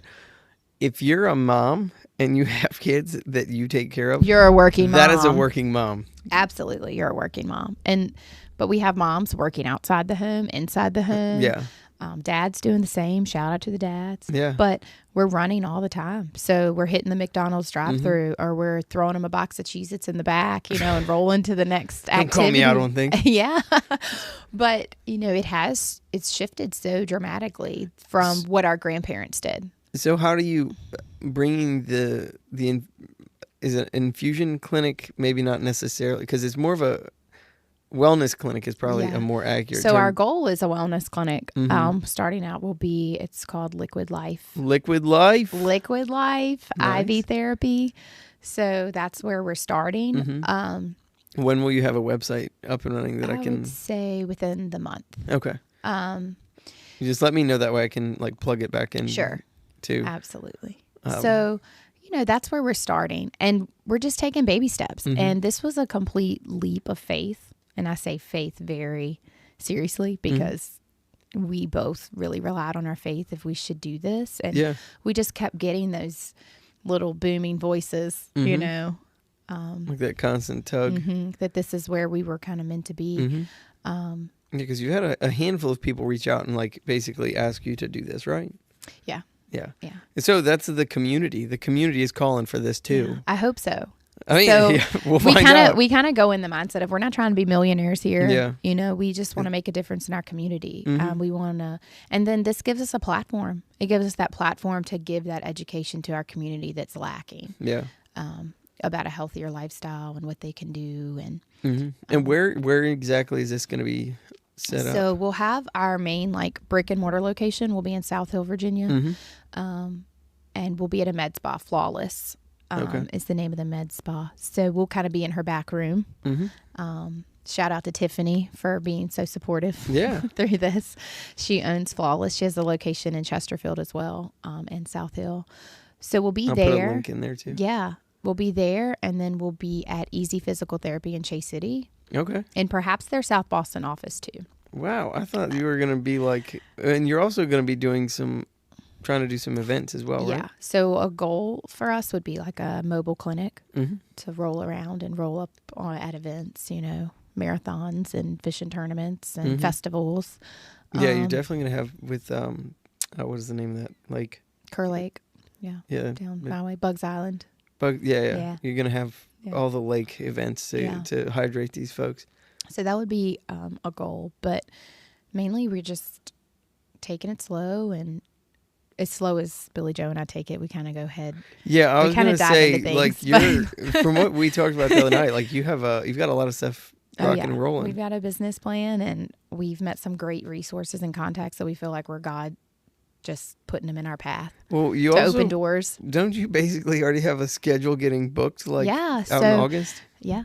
So by the time people catch this episode, they might be like... We might be like going. Ready to roll. So we plan like a soft opening into June, July, and then doors wide open August 1st. Sweet. And I don't know the schedule yet. We're going to kind of see what days are busiest in South Hill, what days are busiest in Chase City. And then eventually you'll pop one out in Farmville. Maybe. Yeah. We'll definitely be at events there, I hope. Yeah. And we have to prioritize our family, number one. So we're going to... What we were talking about with the self-indulgence versus self-care, how do you, like, not fall into the trap of doing this from a... Not for you, but, like, as a client, how would you not fall into this, like, oh, well, I've just, I got a wicked hangover. I'm going to go, like, get some IV fluids and hopefully feel better. Yeah. Like, that's a... I don't know if... I mean, I'm an advocate. If you have a wicked hangover, let us help you. But definitely. I'm not trying to discourage that person. But how do we classify this from not being like self-indulgent, but more self-care? Because this definitely is something that is worth doing. It's a good, like you can, especially people who are like cancer patients who just can't keep fluids in and don't want to have to keep going to the hospital. Yeah. Because potentially you could get an in-home. Yes. Eventually, that's, I'm assuming, is a goal is where that's you could go in. Where we can go in the homes and do maybe high dose vitamin C for some of our immunocompromised patients. So I think anything in life that you enjoy or that you're using as, I'm going to treat myself, anything could become self-indulgent. 100%. Anything can become self-indulgent. So you just have to, get your mindset. Yeah. What am I doing this for? And that's really in starting this business. I've been really self-reflected reflective, about, I'm not doing this for ego, right? Mm-hmm. Like, why am I doing this? Why am I taking this leap? Who is this benefiting? You know, because I want it. I'm not doing this for some, oh, look at me, look what I've done, an ego boost. I really want to do this to make a difference in my community. Is there a specific target market that you're aiming at, that you would say specifically like this type of infusion therapies? Yeah. Well, I really want to. There's many market for our healthcare workers to help our immune systems and kind of rehydrate us, boost us up. We all know how we feel after night shift, dragging. But then I've just learned so much about IV infusions helping people that are in recovery, not in active addiction. We wouldn't do that because they need to be in a facility usually for those withdrawals. But after, when they're in recovery, the benefits of vitamin infusions, because their bodies have just been through so much through addiction, and just kind of replenishing those vitamins and minerals they need. I didn't realize that would be a... Yeah. So I hope one day I'll be back on here, talking more about this business that I'm learning about. But it's a lot to learn. Yeah. It's definitely not an easy, like, oh, let's just start this gig up. We've put hours and hours and hours of blood, sweat, and tears into learning all the policies and procedures, as well as learning all the vitamins we'll be giving, and what we need to do, to follow guidelines in regards to... and you have a physician that's essentially like your overseer or whatever. Yes, we have a medical director that's overseeing and helping us come up with policies and procedures and signing off on everything. And every patient we have does a good faith exam with the physician that is good for 1 year, unless you have like major medical healthcare changes. So a good faith exam you do with us is good for 1 year to, say you come in once a month for an infusion, that good faith exam is good for 1 year. Now, if you have something major go on, major health change, then we would need to redo that good faith exam. But nice. Yeah, so it's a lot that goes into it, but we're excited to get it started and make a change in our community, hopefully. That's the goal. I'm pretty excited. I can't wait to have you on in I don't know, 6 months or a year to check in, see how you're doing. Yeah, I'll keep you posted. So sweet. Well, is there any like closing remarks? Anything you want to shout out at anybody? No closing remarks. I don't think. I should have some though, right? I mean, I don't know.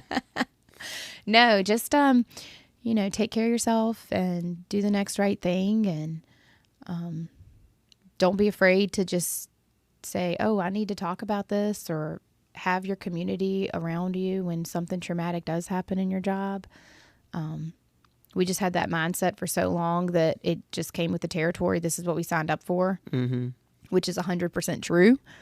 But we also need to deal with it. Yeah. So, you can't like wander around picking up all kinds of rocks and like just think you're going to be able to carry them forever. Yeah. You got to unload it at some point.